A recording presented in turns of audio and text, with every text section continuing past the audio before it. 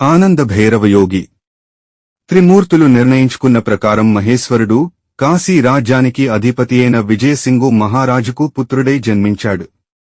ఆ రాజదంపతులు లేక కలిగిన ఆ బాలునికి ఆనంద భైరవయోగి అని పేరు పెట్టారు.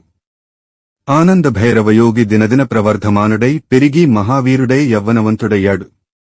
అతడి శాస్త్రజ్ఞాన, యుద్ధ విద్యాజ్ఞానాలను రాజ్యంలోని ప్రజలందరూ పదే ప్రశంసించసాగారు. ఆ ప్రజాభిమానమునకు తలవొగ్గి ఒక శుభముహూర్తాన ఆనంద భైరవయోగికి మహారాజ పట్టాభిషేకాన్ని జరిపించి విజయసింగు వానప్రస్థమునకు వెళ్లిపోయాడు.